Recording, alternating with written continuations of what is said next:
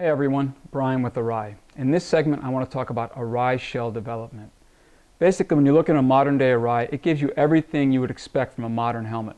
Aggressive aerodynamics, aggressive ventilation, compact shell, lightweight, aerodynamic, quiet, comfortable. It goes for a motocross helmet as well. But first and foremost, you have to remember, a helmet is an impact energy management system. It's there to protect you in the case of hitting the ground. It's there to get between you and the impact. It's there to absorb the impact energy before it gets to you. Now, a lot of us don't plan on crashing. I don't know if anybody actually plans on crashing. A lot of us will never crash in our lifetime. So we want a helmet that's comfortable, quiet. It's there for the long haul. It's going to add to our enjoyment. Let us ride longer, be more comfortable. But for those of us who have the misfortune of hitting the ground and requiring the use of the helmet for exactly what it was designed for, impact energy management, Arai has designed their helmet from the ground up, if you will, from the crash up.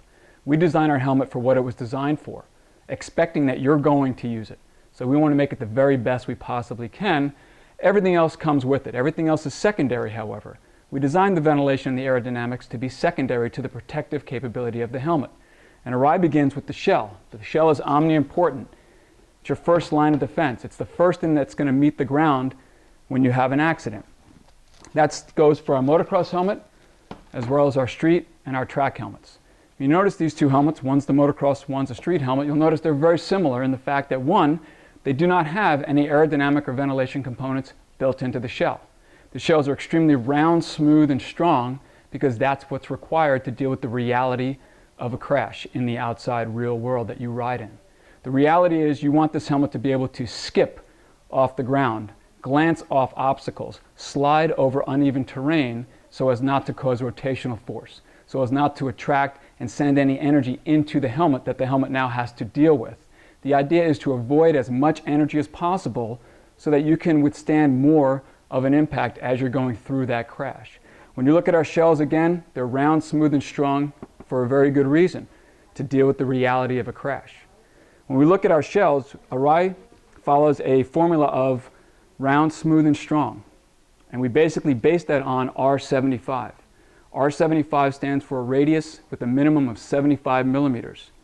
It's kind of an involved equation, goes over my head. I'm not very good at math.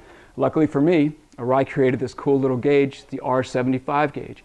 It has that radius 75 millimeter curvature to it, and quite simply you just put it on the shell, and as long as the 2 points are touching, with nothing touching in the middle, you're in compliance with R75.